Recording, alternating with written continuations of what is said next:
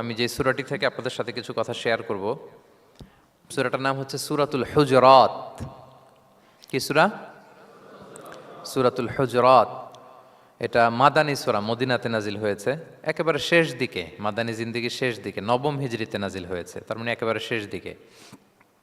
এটা কোরআনের সূরার যে ধারাক্রম সে অনুযায়ী ৪৯ নম্বর সূরা এবং সূরার আয়াত সংখ্যা ১৮। এই সূরাটাকে সূরাতুল আখলাক বলা হয়, মানে আমাদের আখলাক যাতে সুন্দর হয় এরকম 10টা কমান্ডমেন্টস আল্লাহ তাআলা ইনস্ট্রাকশন এই সূরাতে দিয়েছেন। আমাদের সমাজটা যাতে পিসফুল সোসাইটি হয়, হ্যাঁ, আল্লাহ তাআলা কিছু মোরাল স্ট্যান্ডার্ড, কিছু ইথিক্যাল স্ট্যান্ডার্ড, কিছু ম্যানার আমাদেরকে শিখিয়েছেন। কোরআন কিন্তু আমাদেরকে ম্যানার শিখায়। কি শিখায়? ম্যানার্স শিখায়। আজকে দেখবেন যে কোরআন আমাদের কি কি ম্যানার্স শিখায়। আমাদের সমাজটা যাতে একটা পিসফুল সোসাইটি হয়, শান্তিপূর্ণ সমাজ হয়, কোরআন কিছু আমাদেরকে এথিক্যাল স্ট্যান্ডার্ড বেঁধে দিয়েছে। আজকে আমরা এগুলো জানবো যে কি কি ম্যানার কোরআন আমাদেরকে মেনটেন করতে বলে, পালন করতে বলে। এবং আপনি আলোচনাটা পুরোটা শুনে আপনি নিজেই বুঝবেন যে আসলেই এই এই ম্যানার্সগুলো, এথিক্যাল স্ট্যান্ডার্ডগুলো, এই ভ্যালিউসগুলো যদি আমরা আমাদের সমাজে অ্যাপ্লাই করি, আমাদের সোসাইটিটা একটা শান্তিপূর্ণ সোসাইটি হয়ে যাবে ইনশাআল্লাহ। তাহলে কি কি ইনস্ট্রাকশন আল্লাহ তাআলা দিলেন to make our society a peaceful society, আমরা এটা দেখব। 1 নম্বরে আল্লাহ তাআলা যে ইনস্ট্রাকশনটি দিয়েছেন, শুরুতে বলে রাখা ভালো, মৌলিকভাবে 10টি দিক নির্দেশনা আল্লাহ তাআলা দিয়েছেন আমাদের সমাজটাকে শান্তিপূর্ণ করার জন্য। 10টা ম্যানার আল্লাহ তাআলা শিখিয়েছেন। আওয়াজ করে বলেন তো, মোট কয়টি নির্দেশনা? 10টি। আমরা গুনে গুনে সামনের দিকে আগাবো। 1 নম্বরে আল্লাহ তাআলা বললেন, ইয়া আইয়ুহাল্লাযীনা আমানু লা তুকদ্দিমু বাইনা ইয়াদাইল্লাহি ওয়া রাসূলিহি ওয়াত্তাকুল্লাহ ইন্নাল্লাহা সামিউন আলিম।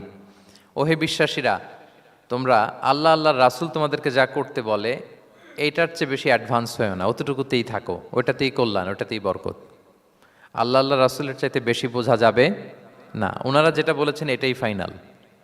মা কানা লিমুমিনিন ওয়ালা মুমিনাতিন ইযা কাদাল্লাহু ওয়া রাসূলুহু আমরান আইয়াকুনা লাহুমুল খিয়ারাতু মিন আমরিহিম। আল্লাহ রাসূল যদি আমাদেরকে কোনো নির্দেশনা দেয়, তখন কোনো বিশ্বাসীর জন্য এটা মানলেও চলে, না মানলেও চলে, এরকম ভাবা যাবে? আল্লাহ রাসূলের পক্ষ থেকে, আল্লাহর পক্ষ থেকে একটা আদেশ আসছে, এখন এই আদেশ আপনি মানলেও হয়, না মানলেও হয়, এরকম নাকি ব্যাপারটা? বলেন তো। বরং মানতেই হবে। বরং কি? মানতেই হবে। এটা কম্পালসারি, এটা অপশনাল না।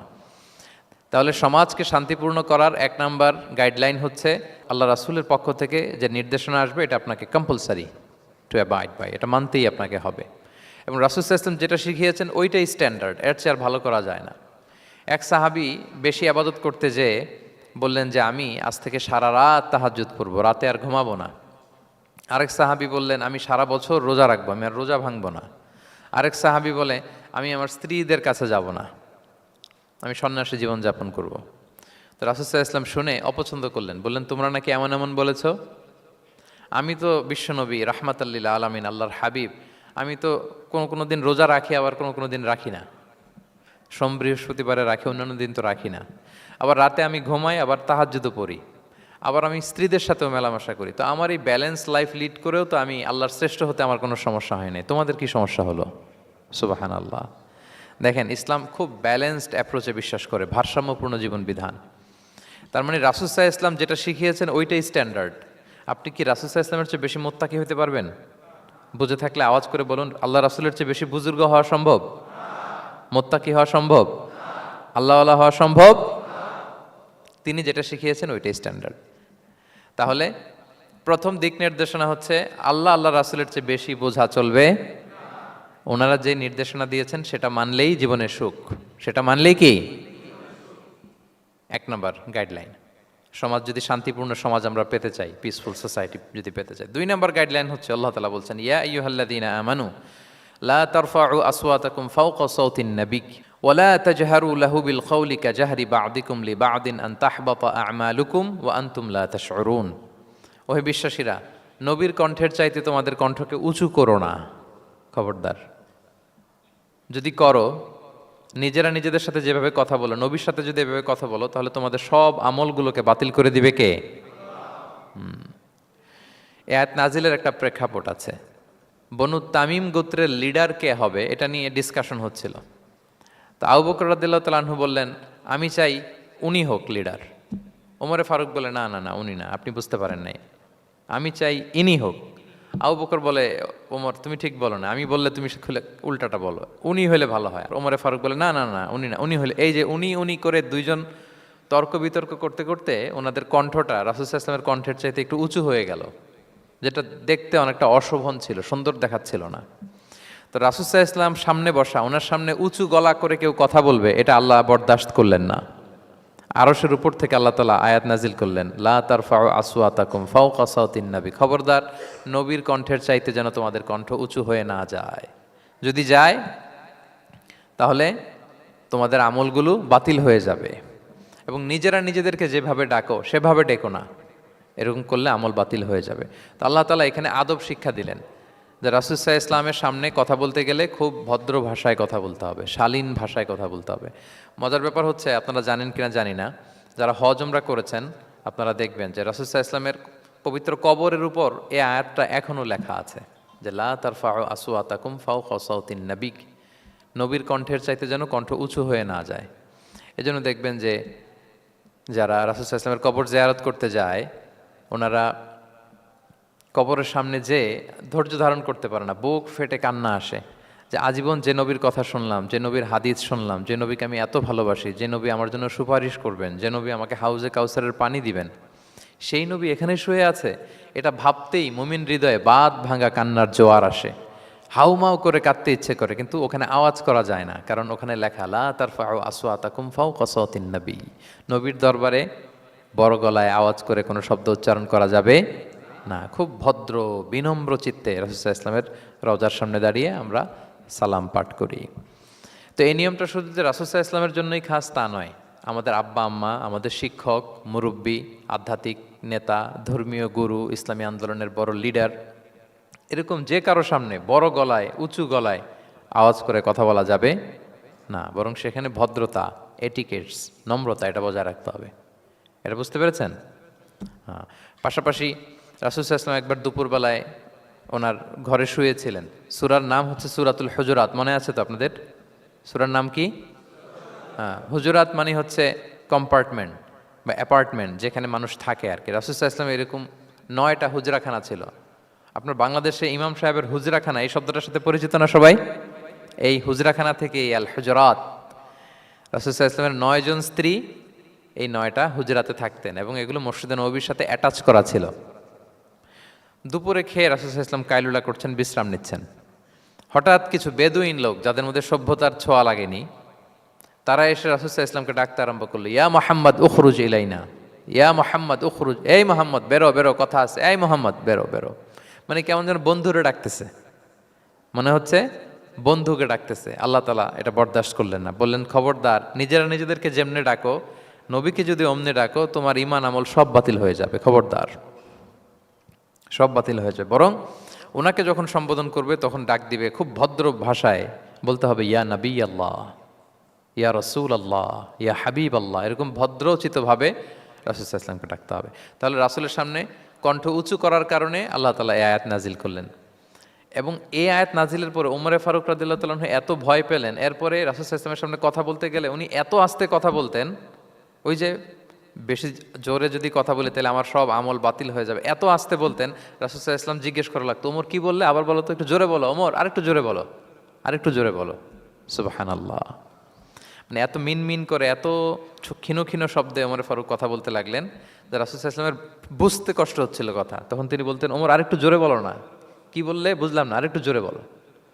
ওনারা এতটা ভয় পেয়েছিলেন এই আয়াত নাজিল হওয়ার পরে।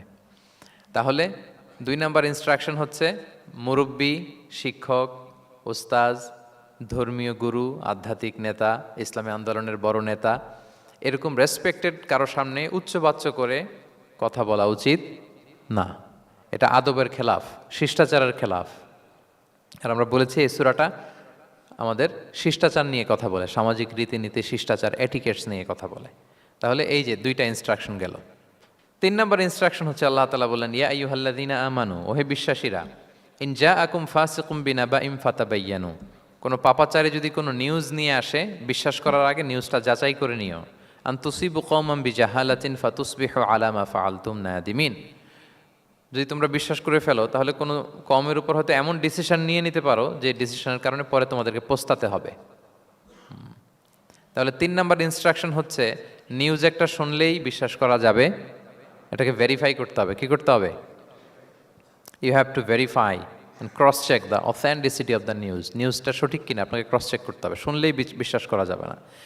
এটা বর্তমান সময়ের সাথে অনেক বেশি প্রাসঙ্গিক। এত হোক্স নিউজ এখন, এত এত রুমার্স, এত ফেক নিউজ সোশ্যাল মিডিয়াগুলোতে, ইভেন মেইন স্ট্রিম মিডিয়াও যা প্রচার করে সবই যে আপনি বিশ্বাস করতে পারবেন তাও না, ওইটাও একটু ক্রস চেক করে নিতে হবে। এদেরও কিছু প্রোপাগান্ডা থাকে আবার, হ্যাঁ, এরাও নিউজকে এমনভাবে অনেক সময় করে তাদের সুবিধার্থে। সো আপনার চোখ কান খোলা রেখে অনেকগুলো নিউজ একসাথে মিলিয়ে তারপরে বিশ্বাস করতে হবে। কিন্তু আমাদের সরল মনা অনেক ভাইদের যেটা হয়, ফেসবুকে একটা কিছু দেখে আমরা মনে করি যেটা সঠিক, ফলে কি করি? শেয়ার দিয়ে ফেলি। কি করি? শেয়ার দেই। আবার আপনার বন্ধুরা শেয়ার দেয়, ফলে মুহূর্তে একটা রুমর, একটা গুজব ছড়িয়ে পড়ে সমাজে, কিন্তু আদতে এটার সাথে কোনো মিলই নাই বাস্তবতার। এরকম হয় কি হয় না বলেন তো? দেখেন ইসলাম কত সুন্দর একটা নিউজকে ভেরিফাই করার জন্য আমাদেরকে নির্দেশ দিয়েছে। ফাতাবাইয়ানু মানে ক্রস চেক করো। কোনো সংবাদ আসলেই চিলে কান নিয়ে গেছে শুনলে চিলের পেছনে দৌড় দিবেন নাকি? না আগে প্রথমে কি করবেন? এটা দেখে নিতে হবে যে আসলে কি কান নিয়ে গেল না রয়ে গেল। এই আয়াত নাজিলের একটা প্রেক্ষাপট আছে, সেটা কি?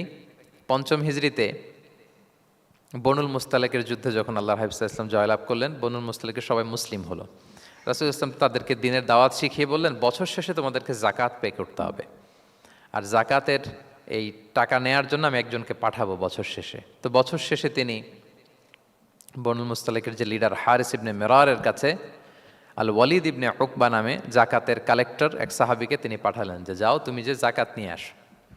তো উনি গেলেন, উনি আসবেন শুনে বনুল মুস্তালাকের সবাই পল্লী থেকে বের হয়ে মরুভূমির মাঝখানে তলোয়ার টলোয়ার নিয়ে, ঘোড়া টোরা নিয়ে তাকে ওয়েলকামিং রিসেপশনের জন্য, রেড কার্পেট রিসেপশনের জন্য সবাই দাঁড়ায় আছে যে নবীর সাহাবী আসবে, জাকাত কালেক্ট করতে, আমরা জাকাত দিব।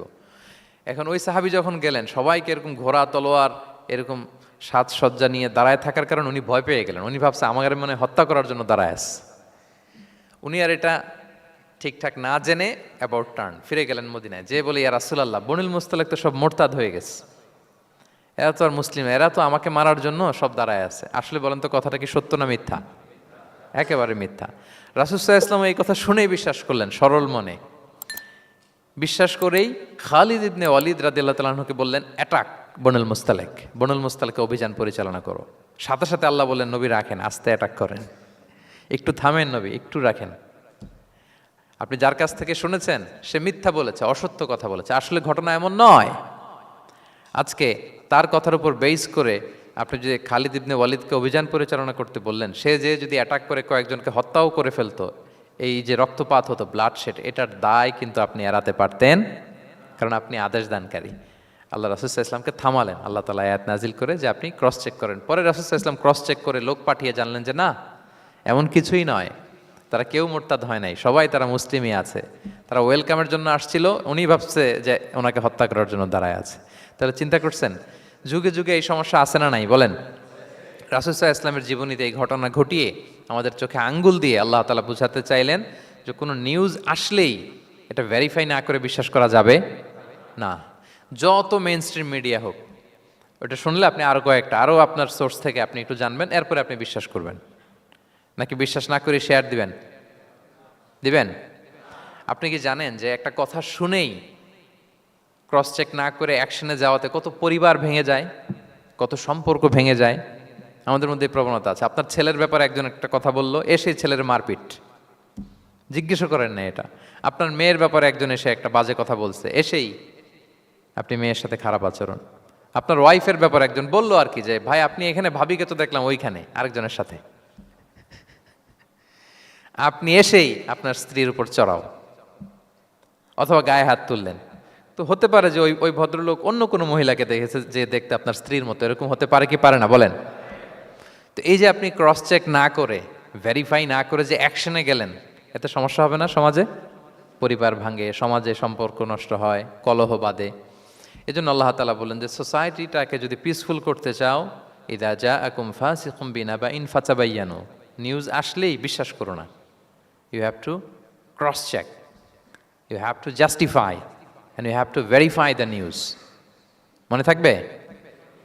তাহলে আজকে থেকে ফেসবুকে একটা পেলে আমরা কি করব? শেয়ার দিয়ে দিব।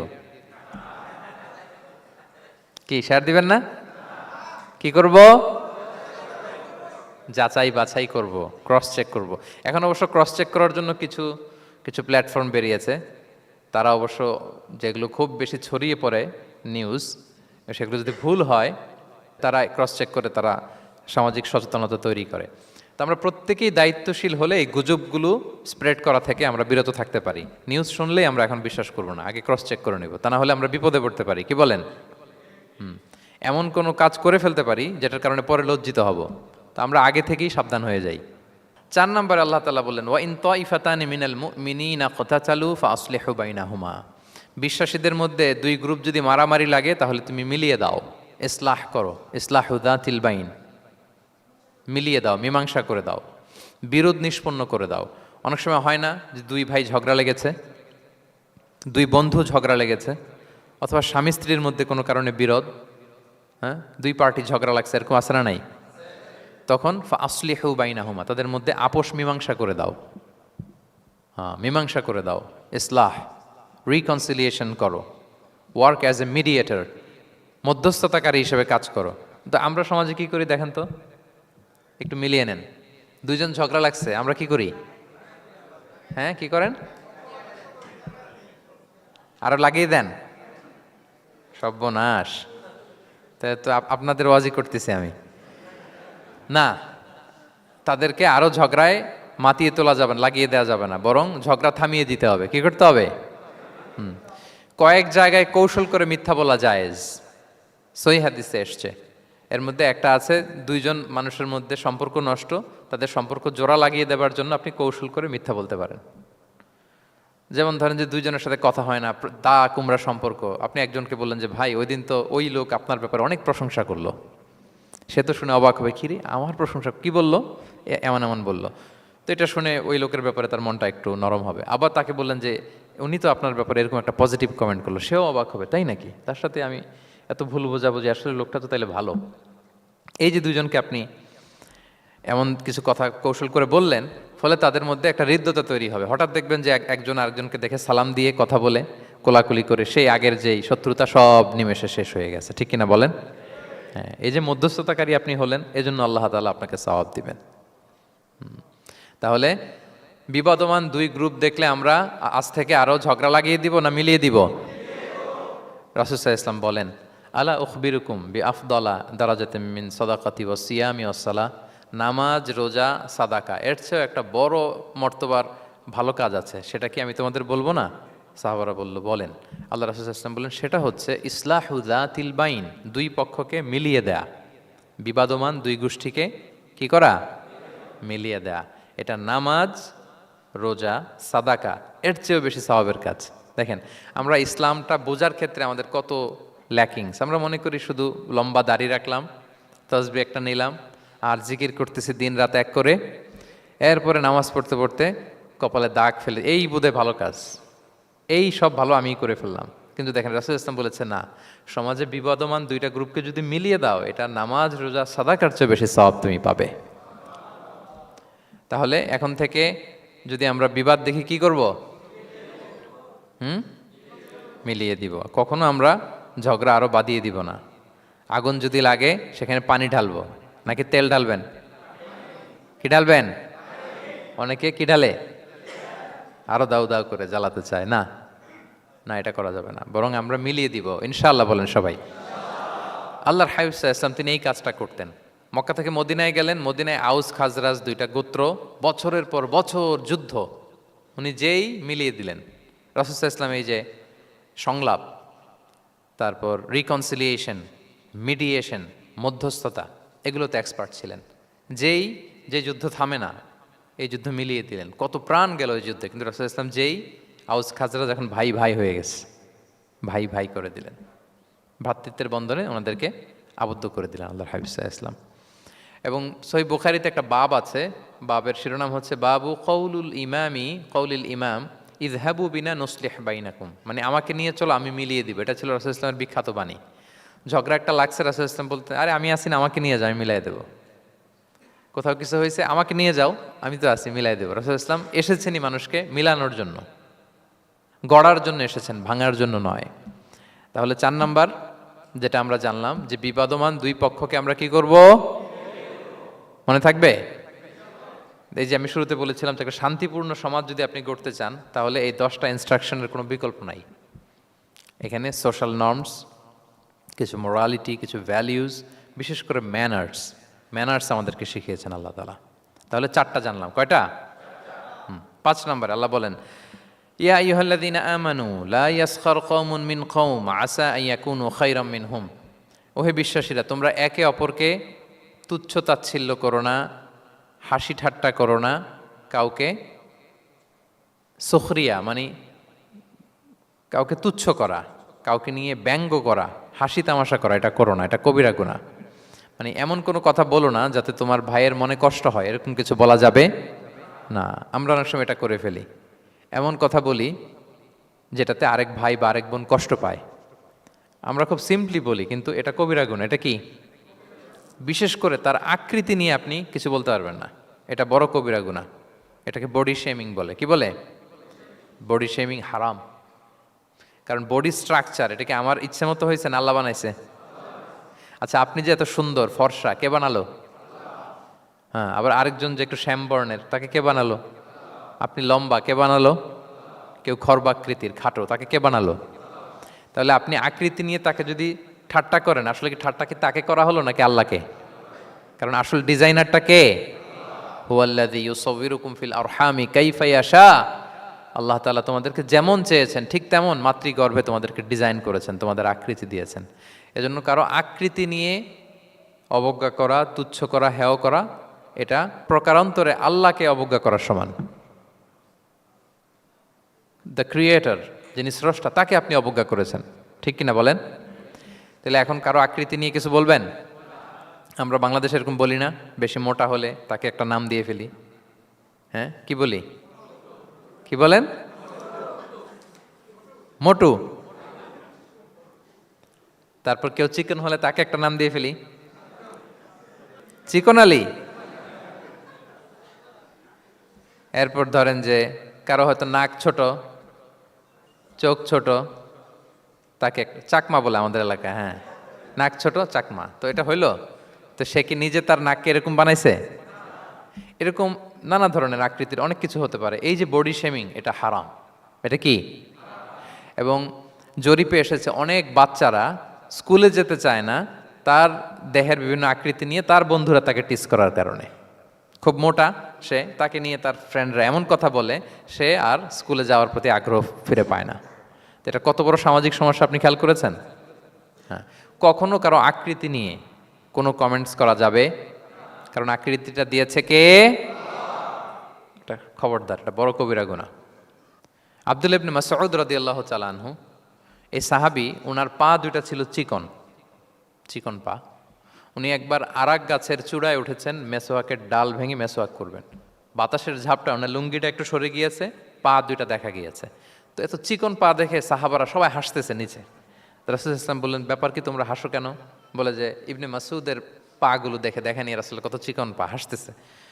রাসূল ইসলাম রাগান্বিত হলেন, বললেন, ওই সত্তার শপথ যার হাতে আমার আত্মা, ওই আল্লাহর কসম করে আমি বলি, লাহুমা আফকালু ফিল মিজান মিন উহুদ, এই পা দুটো মিজানের পাল্লায় রাখা হলে কিয়ামতের দিন উহুদ পাহাড়ের চেয়ে বেশি ভারী হয়ে যাবে।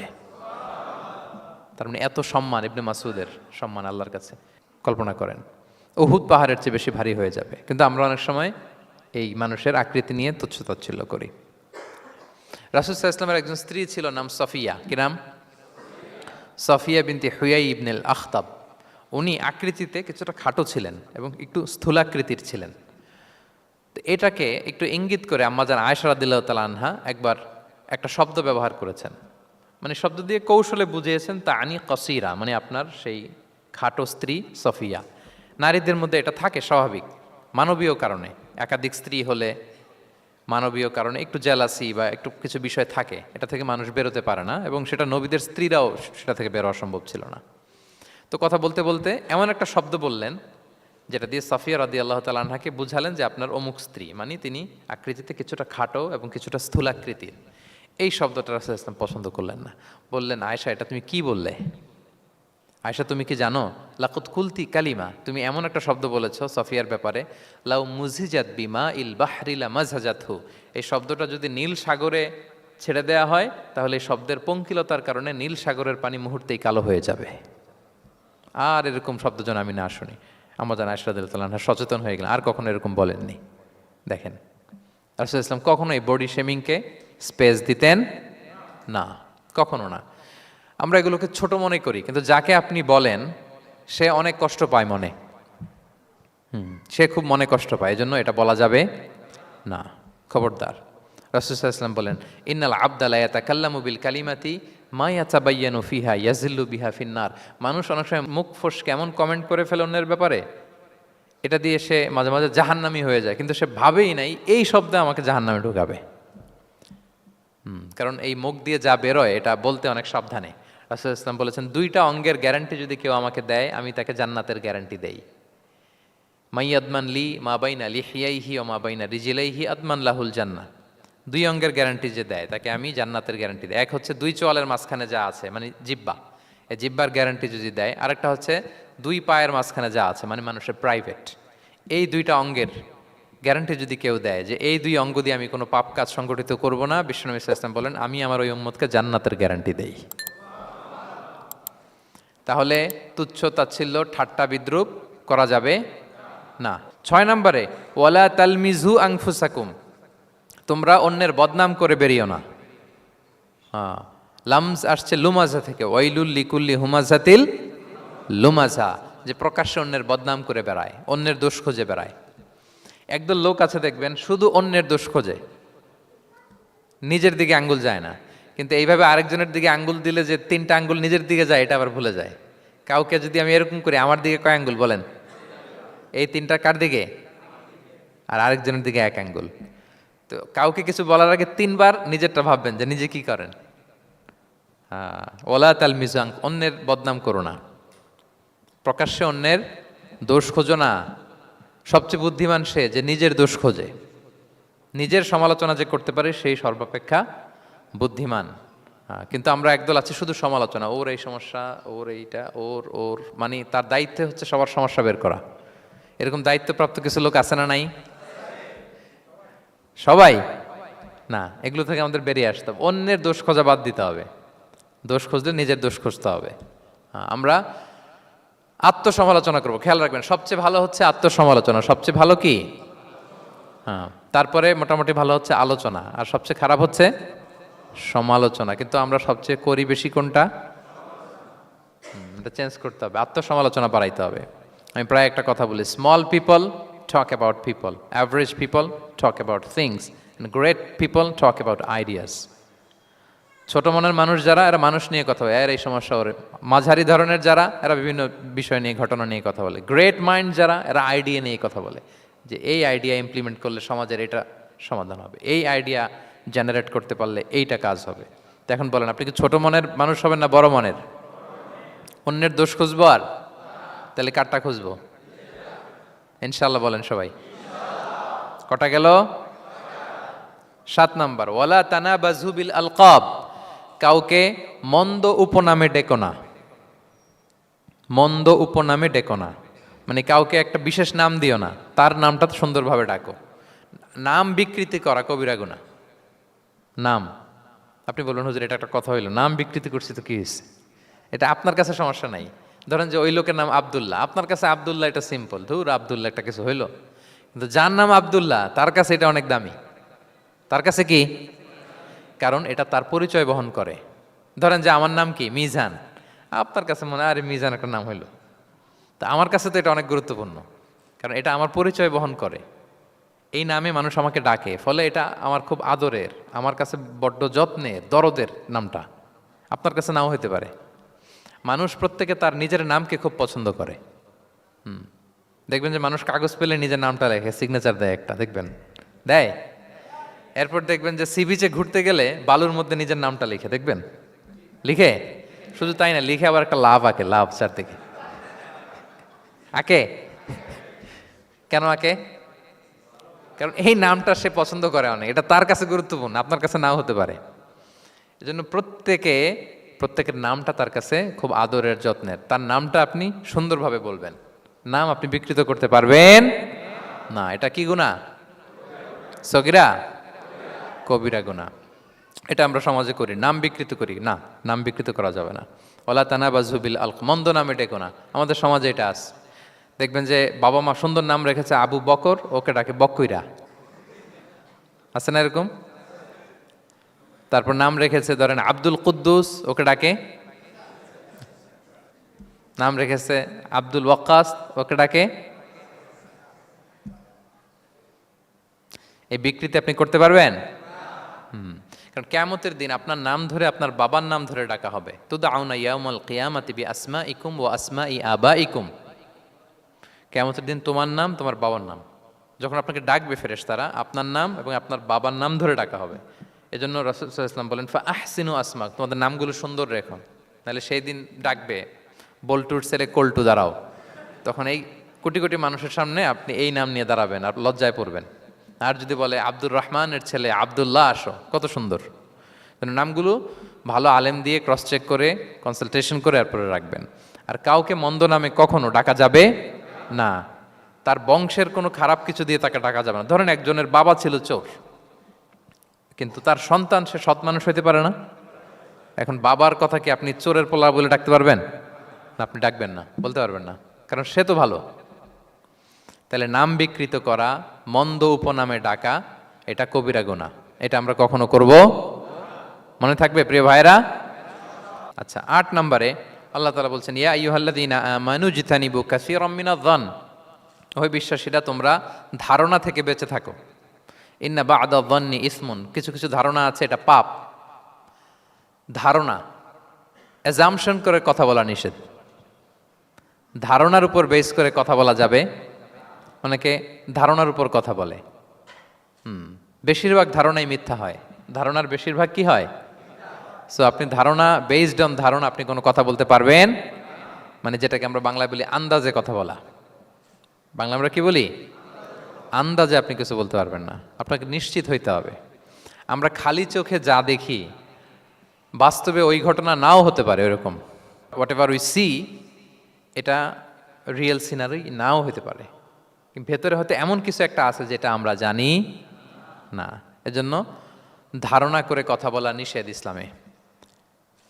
ওয়া ইন্না যন্না লা ইউগনি মিনাল হাক্কি শাইআ, আল্লাহ বলেন ধারণা কখনো সত্যের বিকল্প হতে পারে না। আপনাকে সত্যটা জেনে বলতে হবে, আপনি ধারণার উপর কিছু বলতে। আমরা এরকম সমাজে অনেক করি, অনেক আপনি পাবেন। দেখবেন যে ধরেন যে আপনাকে আপনার এক বন্ধু দেখলো, রিক্সা দিয়ে যাচ্ছেন, আপনার পাশে এক নারী বসা, তো সে অনেক কিছু খারাপ ধারণা করতে পারে। এরকম হয় না সমাজে? তো এমন হতে পারে যে আপনি আপনার ছোট বোনকে নিয়ে বেরিয়েছেন, হতে পারে না? কিন্তু আপনি তো একটা ধারণা করে ফেললেন অন্য কিছু। বা আপনার ভাগ্নিকে নিয়ে বের হয়েছেন, আপনার খালাকে, আপন খালাকে নিয়ে বেরিয়েছেন কোনো কাজে, ডাক্তারের কাছে বা কিছু একটা হতে পারে। কিন্তু তাকে দেখেই আমি এদিক সেদিক বলতে আরম্ভ করলাম যে ওকে তো দেখছি এরকম এরকম এরকম, আছে না নাই? আমাদের সমাজে আমি দেখেছি যে কারো যদি ঠোঁট কালো হয় তো মানুষ ধারণা করে নেয় লোকটা মনে হয় সিগারেট খায়। কিন্তু সিগারেট সেবন করা ছাড়াও কারো ঠোঁট কালো হতে পারে কি পারে না বলেন? এই যে এগুলো সমাজে প্রচলিত। বিয়ে করার পর পর ইমিডিয়েট যদি কেউ একটা গাড়ি কিনে বা হুন্ডা কিনে, এটা কি বলে বলেন তো? এই বোধহয় শ্বশুর বাড়ি থেকে যৌতুক নিয়ে আসছে। দেখছেন, এরকম ভুরি ভুরি আপনি সমাজে পাবেন যে আন্দাজে, ধারণার উপরে আমরা অনেক কথা বলে ফেলি, কিন্তু নিশ্চিত না হয়ে আপনি কোনো কমেন্টসে যেতে পারবেন না, এটা একেবারে নিষেধ। ৯ নম্বরে আল্লাহ বললেন ওয়ালা তাজাসসু, গোয়েন্দাগিরি করো না, স্পাইগিরি করো না, অন্যের ব্যক্তিগত বিষয় নিয়ে খোটাখুটি করো না। এরকম স্বভাব আমাদের অনেকের আছে না নাই? অনেকে দেখবেন যে অনেকের প্রাইভেট বিষয় নিয়ে খোঁচাখুচি করতে সে বড্ড মজা পায়, আছে এরকম? এটা হারাম। আওয়াজ করে বলুন, এটা কি? ওয়ালা তাজাসসু, গোয়েন্দাগিরি করো না। Everyone has personal space and no one should interfere someone's personal space. কেউ কারো পার্সোনাল স্পেসে ইন্টারফেয়ার করা যাবে না। প্রত্যেকের একটা প্রাইভেট এরিয়া আছে, প্রাইভেসি আছে। দেখেন ইসলাম প্রাইভেসিকে কত গুরুত্ব দেয়। প্রত্যেকের প্রাইভেসিকে ইসলাম কত গুরুত্ব দেয়। কারো প্রাইভেসির মধ্যে ইন্টারফেয়ার করা এটা ইসলাম পছন্দ করে না। এজন্য খবরদার, কারো ব্যক্তিগত কোনো ইস্যু নিয়ে আমরা নাক গলাতে পারবো না। কারো মোবাইল ধরে মোবাইলের গ্যালারি চেক করা, কারো ইনবক্স চেক করা, কাউকে না বলে কারো চিঠি পড়ে ফেলা, উকি মারা, আড়ি পাতা, এগুলো হারাম। এগুলো কি? তো এরকম স্বভাব আমাদের আছে না নাই? আড়ি পেতে শুনতে চাই, উকি মারি, তারপর সে কি করে দেখি তার প্রাইভেট মুহূর্তে, তারপর তার মোবাইল চেক করি, তার গ্যালারি চেক করি, তার ইনবক্স চেক করি। এই দায়িত্ব ইসলাম আমাদেরকে দেয়। এমনকি ইসলামী রাষ্ট্রও যদি হয়, ইসলামী রাষ্ট্রের জন্য এটা দায়িত্ব না যে প্রত্যেকে ব্যক্তিগত তার বেডরুমে তার প্রাইভেট লাইফে কি করে এটা দেখা, ইটস নট হিজ বিজনেস। ইসলামী রাষ্ট্র মানুষকে ন্যায়, কল্যাণের পথ, সুন্দর জীবন পরিচালনার জন্য উৎসাহিত করবে, কিন্তু প্রত্যেকে প্রাইভেট লাইফে কি করে ওইটা সিসি ক্যামেরা লাগিয়ে দেখা, এটা কারো দায়িত্বের মধ্যে পড়ে না। এটা একেবারে নিষেধ। এটাকে বলে তাজাসসুস, গোয়েন্দাগিরি করা। বরং ইসলাম কি উৎসাহিত করে জানেন? অন্যের দোষ দেখলে এটাকে গোপন রাখতে উৎসাহিত করে। গোপন রাখবেন। মান সাতারা আইবান সাতারাহুল্লাহু ইয়াউমাল কিয়ামা। কেউ যদি তার ভাইয়ের দোষ গোপন রাখে, কিয়ামতের দিন আল্লাহ তার দোষ গোপন রাখবে। ওমান কাশাফা আওরাতা আখি, বিষ্ণু বলেন, কিন্তু কেউ যদি তার ভাইয়ের কোনো গোপন জিনিস প্রকাশ করে দেয়, কাশাফাল্লাহু আওরাতাহু, আল্লাহ তার সব গোপন জিনিস প্রকাশ করে দিবে। বলেন, আমাদের প্রত্যেকেরই গোপন জিনিস আছে না নাই? এখন আমাদের সব ভুল, সব গোপনীয়তা যদি প্রকাশ হয়ে যায়, কি হবে তখন? আল্লাহ নিজে দায়িত্ব নিচ্ছে যে তুমি যদি তোমার ভাইয়ের কিছু ফাঁস করো, তোমার হাড়ি আমি হাটে ভাঙবো। হাটে হাড়ি ভাঙবো তোমার আমি, তখন দেখা যাবে। আমাদের অনেকের এই মানসিকতা আছে, অন্যের প্রাইভেট বিষয় নিয়ে কখনো আপনি নাক গলাতে পারবেন না। কারো প্রাইভেসিতে আপনি ইন্টারফেয়ার করবেন না, কারো প্রাইভেট স্পেসে আপনি ইন্টারফেয়ার করবেন না। এটা খুব বাজে একটা স্বভাব, এটা ইসলাম হারাম করে দিয়েছে। আমাদের অনেকের মধ্যে আছে খুঁটে খুঁটে, ভাই এটা কি, ওইটা কি করছেন, সরকারি চাকরি না প্রাইভেট চাকরি, বেতন কত, বয়স কত, ওইটা কত, ওইটা কত, হাবি যাবি, এটা তার, ইটস নট হিজ বিজনেস। তারপরে মানুষ খুঁচিয়ে খুঁচিয়ে, নিঃসন্তান দম্পতি আমি দেখেছি, তাদেরকে পেলে অনেকে, ভাই কি সমস্যা, কয় বছর হইল, বাচ্চা নিচ্ছেন না কেন, কবে হবে, কার সমস্যা, আপনার সমস্যা না ভাবির সমস্যা, বেটা তোর কি সমস্যা এটা বল। একজন নিঃসন্তান দম্পতি তারা কি স্ট্রাগলের মধ্য দিয়ে যায় আপনি জানেন? এটা তার জন্য পরীক্ষা। ওই পরীক্ষার মধ্যে আপনি খুঁচিয়ে খুঁচিয়ে, মানে সে kind of he is a gynaecologist, সে আপনার ইয়ে করতেছে, ট্রিটমেন্ট দিচ্ছে, ভাই কি হয়েছে, এইটা ওইটা, তাদেরকে বিব্রত করে একটা পরিস্থিতিতে ফেলা, এম্বারাসিং একটা সিচুয়েশনে ফেলা, এটা হারাম। এই ম্যানারগুলো ইসলাম আমাদেরকে ধরে ধরে শেখায় যে এটা তোমার বিজনেস না, তুমি খুঁচিয়ে খুঁচিয়ে মানুষের ব্যক্তিগত বিষয় যেটাতে সে বিব্রত বোধ করে, এগুলো তুমি জিজ্ঞেস করতে পারো না। আল্লাহ বলেছেন, খবরদার, ওলা তাজাসসু, ওলা তাজাসসু, গোয়েন্দাগিরি করো না, কারো ব্যক্তিগত বিষয় না। অনেকের এটাতে খুব ইন্টারেস্ট, কার স্ক্যান্ডাল বেরোইছে, প্রায় দেখবেন যে এরকম দেখা যায়, অমুক নেতার স্ক্যান্ডাল ফাঁস, অমুক নায়কের স্ক্যান্ডাল ফাঁস। তোমার স্ক্যান্ডাল কবে ফাঁস হবে এটা বলো? নিজের চরকায় তেল দিতে হবে, আরেকজনের কি হলো, তার কি ভুল আছে, দোষ ত্রুটি আছে, ওগুলো খুঁজে দেখার জন্য আল্লাহ আমাকে দুনিয়ায় পাঠায়। তাহলে আমরা যেন কারো প্রাইভেসি হ্যাম্পার না করি, প্রিয় ভাইরা। এটা ইসলাম আমাদেরকে উৎসাহিত করে, নির্দেশনা দেয় যে আমরা কারো প্রাইভেট কোনো ইস্যু নিয়ে নাক গলাবো না, ব্যক্তিগত বিষয়ে নাক গলাবো না। কারো দোষ দেখলে এটা আমি গোপন রাখবো। কি করব? আনলেস ইউ আর এ জাজ, আপনি বিচারক, আপনার কাছে আসছে, তখন আপনি বিচার করবেন। কিন্তু এমনি এমনি আপনি জাজমেন্টাল হতে পারবেন না। You can not jump to the conclusion, একটা কিছু আন্দাজে বলে ফেলতে পারবেন না। এই দায়িত্ব আপনাকে দেয়া হয়নি। ইসলামে ব্যভিচারের মতো কোনো বিষয় দেখলেও আপনি বলতে পারবেন না। ব্যভিচার, অ্যাডাল্ট্রি, ফর্নিকেশন, জিনা, এগুলো দেখলে আপনি বলতে পারবেন না। বললে 4 জন নিয়ে বলতে হবে একসাথে।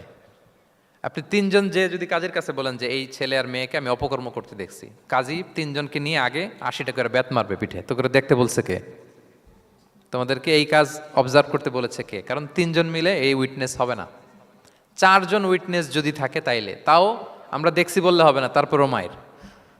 আরও রলি আমি বলি, 4 জন এসে যদি বলে যে আমি একজন নারী একজন পুরুষকে ন্যাকেড অবস্থায় এই ঘরে প্রবেশ করতে দেখছি, তারপর কাজে নিয়ে এই 4 জনের আশীর্বাদ দিবে, কারণ এতেও প্রমাণিত হয় নাই। তারা হয়তো একটা জায়গায় অবস্থান করেছে কিন্তু বড় ধরনের কোনো পাপের সাথে লিপ্ত হয় নাই হয়তো। তার মানে একেবারে চাক্ষুষ, তাও নারী দিয়ে এই উইটনেস হবে না, 4 জন পুরুষ এই পাপ কাজের চাক্ষুষ সাক্ষী ছিল। এটা যদি বলে সব কিছু যদি মিলে যায় তারপরে তাদেরকে শাস্তি দেওয়া যাবে, এর আগে সম্ভব না। এটা কোনো মানুষ কোনো পাপ কাজ এইভাবে লোকচক্ষুর সামনে কখনো করে না। তার মানে দেখেন এটা কেন এরকম শক্ত করা হলো, যাতে আপনি না বলেন, কারণ বলতে গেলে আপনি আরো মাইর খাবেন, অপবাদের শাস্তি পাবেন। হ্যাঁ, ইফকের শাস্তি। ইসলাম কিভাবে মানুষের প্রাইভেসিকে হেফাজত করে। কেউ কোনো একটা মানুষ হয়তো কখনো শয়তানের ওয়াসওয়াসায়, নফসের তাড়নায়, বন্ধুর পাল্লায় পড়ে কোনোভাবে সে পাপে জড়িয়ে পড়েছে, আপনি এটাকে ইস্যু বানাচ্ছেন। কিন্তু এমন হতে পারে ওই পাপের পরে সে এমনভাবে তওবা করেছে, এমনভাবে ফিরে এসেছে, এমনভাবে প্র্যাকটিসিং হয়েছে যে সে ভালো কাজ দিয়ে আপনাকেও ছাড়িয়ে গেছে। আপনি আটকায় যাবেন কিন্তু কিয়ামতের দিন ও আটকাবে না। এরকম হতে পারে কি পারে না? তো ওর পিছনে লাগছেন কেন আপনি? আপনি আপনার ইস্যু দেখেন, আপনি কতটা প্র্যাকটিসিং হতে পেরেছেন, আপনি কতটা শুদ্ধাচার আনতে পেরেছেন আপনার জীবনে, সেটা দেখতে হবে। এজন্য খবরদার, ওয়ালা তাজাসসু, গোয়েন্দাগিরি করো না, কারো প্রাইভেট বিষয় নিয়ে নাক গলাতে যেও না। সুবহানাল্লাহ, হোয়াট এ রিলিজিয়ান! কত সুন্দর আমাদের ধর্ম, হাউ লাকি উই আর! আমরা কত ভাগ্যবান যে আল্লাহ তাআলা এই ধর্ম আমাদেরকে দিয়েছেন। এমন বিধান আমাদের জন্য প্রেসক্রাইব করেছেন যেগুলো মানলে আমাদের সমাজটা একটা জান্নাতের বাগান হয়ে যাবে। তাহলে 9 নম্বর ছিল ওয়ালা তাজাসসু, গোয়েন্দাগিরি করুন। আজকে থেকে করবেন? কারো মোবাইল ধরবেন, আর গ্যালারি দেখবেন, কারে কি মেসেজ করছিল পড়তে যাবেন, গোপনে তার ড্রয়ার খুলে তার চিঠি পড়বেন, আড়ি পাতবেন, উকি মারবেন, কারো গোপন বিষয় নিয়ে ইন্টারেস্ট দেখাবেন? কথা বলেন না, দেখাবেন?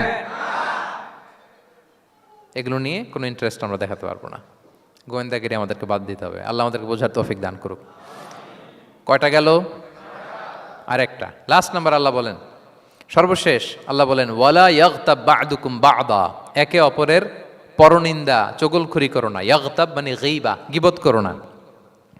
আইয়ুহিব্বু আহাদুকুম আইয়াকুলা লাহমা আখিহি মাইতান ফাকারিহতুম, তোমরা কি চাও যে তোমরা তোমাদের মৃত ভাইয়ের গোশত ভক্ষণ করবে? মানে যে ব্যক্তি গীবত করে সে যেন তার মৃত মরা ভাইয়ের পচা গোশত খায়।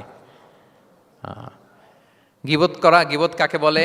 রাসূল সাল্লাল্লাহু আলাইহি ওয়াসাল্লাম বলেন, গীবত হচ্ছে যিকরুকা আখাকা বিমা ইয়াকরাহু, তোমার ভাইয়ের অনুপস্থিতিতে তোমার ভাই সম্পর্কে এমন কিছু বলা যেটা শুনলে সে অপছন্দ করে, এমন কিছু বলা যেটা শোনা সে পছন্দ করে না। তো এক সাহাবী বলেন, ইয়া রাসূলুল্লাহ আফারাআইতা ইন কানা ফি মা আকুল, হে আল্লাহর রাসূল, আমার ভাইয়ের মধ্যে যদি আসলেই সেই সমস্যাটা থাকে তাইলেও কি গীবত হবে? রাসূল সাল্লাল্লাহু আলাইহি ওয়াসাল্লাম বললেন, আরে তাইলেই তো গীবত হবে। ওই দোষ যদি থাকে, ওটা তার অনুপস্থিতি যদি বলে বেরো তাইলেই তো গীবত হবে। আর ওই দোষ যদি না থাকে তাহলে তো অপবাদ হবে, এটা তো আরো বড় গুনাহ, ওটা তো বহতান। তাহলে এই গীবা ইংরেজিতে বলে ব্যাক বাইটিং। ইংরেজিতে কি বলে? এই ব্যাক বাইটিং, চগলখুরি বা পরনিন্দা, আরবিতে বলে গীবাত। এই গীবত আমরা করব না। কারো কিছু বলা থাকলে আপনি তাকে সরাসরি নাসিহাত করুন। আর দিন ওয়ান নাসিহা, দিন হচ্ছে উপদেশ দেয়া, শুভ কামনা করা, তার প্রতি শুভ কামনা করে আপনি তাকে বুঝান, সে হয়তো বুঝবে। কিন্তু আপনি তার অনুপস্থিতিতে তার নামে বাজে কথা, মন্দ কথা বলতে পারবেন? এটা অনেক বড় পাপ। একজনের ব্যাপারে আরেকজনের কান ভারী করা, ওর কথা ওর কাছে, ওর কথা ওর করে, এরকম করে সমাজের মধ্যে একটা গিরিঙ্গি লাগায়, আছে না নেই? এটা হারাম। রাসূল সাল্লাল্লাহু আলাইহি ওয়াসাল্লাম বলেন, মেরাজের রাত্রে আমি দেখেছি কিছু লোক লাহুম আযফারুম মিন নুহাস, তাদের নখগুলো তামা দিয়ে তৈরি, নখর ধারালো, ইয়াখদাশুনা বিহা উজুহাহুম ওয়া সুদুরাহুম, তারা তাদের নিজের নখ দিয়ে নিজের গালের গোশত, বুকের গোশতগুলো টেনে টেনে ছিটছে। রাসূল সাল্লাল্লাহু আলাইহি ওয়াসাল্লাম জিবরাইল ইসলামকে বললেন, মানহুম ইয়া জিবরিল, জিবরিল কারা এরা, এত বড় শাস্তি? জিবরাইল ইসলাম বললেন, হুম আহলুল গীবা মিন উম্মাতিক, এরা হচ্ছে আপনার উম্মতের মধ্য থেকে তারা যারা গীবত করে। তারা কি করে? তাহলে এই গীবতের সাথে আমাদের কোনো সম্পর্ক, এটা থেকে আমাদেরকে বেঁচে থাকতে হবে, এটা করা যাবে না। আমরা অনেকে হালাল ওয়েতে গীবত করি। এইভাবে কিভাবে করে আমি বলি আপনাদের, এইভাবে শুরু করে, এইভাবে কি বলবো ভাই, বললে তো গীবত হয়ে যায়, তারপরও না বললেই না, একটু বলি। শুরুতে কি বললে তো, দেখছেন কিভাবে হালাল করে, বললে তো গীবত হয়ে যায়, এইভাবে স্টার্ট করে। বললে যদি গীবত হয়ে যায় এটা বলা যাবে? আওয়াজ করে বলেন, যেটা বললে গীবত হয়ে যাবে এটা বলা যাবে না। এই অভ্যাসগুলো থেকে আমরা আস্তে আস্তে ফিরে আসবো, ওগুলো আমরা আর বলবো। তাহলে মোট 10টা, কয়টা? এই 10টা যদি আমরা মেনে চলি, সমাজে আর কোনো অশান্তি থাকবে? বিশৃঙ্খলা থাকবে? হানাহানি, মারামারি? সমাজটা একটা শান্তির সমাজ হবে, পিসফুল সমাজ হবে। এই জন্য এই সূরাটাকে বলা হয় সামাজিক রীতিনীতির সূরা। সোশ্যাল এটিকেটস, সামাজিক রীতিনীতি আল্লাহ শিখিয়েছেন, আমাদেরকে ম্যানার শিখিয়েছেন। আজকে বাড়িতে যে সূরাতুল হুজরাতটা পড়বেন, যাদের কাছে আমার এক নজরে কোরআন আছে আগে ওইটা থেকে দেখবেন, এরপর কোনো তাফসির থেকে বঙ্গানুবাদ থেকে বঙ্গানুবাদ দেখবেন, তাফসির পড়বেন, দেখবেন যে ক্লিয়ার হয়ে যাবে। এরপর নিজেই আপনার ফ্যামিলিকে নিয়ে আপনি তালিম দিবেন এই সূরাটার উপর। পারা যাবে তো? দেখবেন যে সমাজটা শান্তিপূর্ণ হয়ে যাবে। আল্লাহ তাআলা আমাদের সমাজকে শান্তিপূর্ণ করুক, আমাদের পরিবারগুলোকে জান্নাতি পরিবার করুক।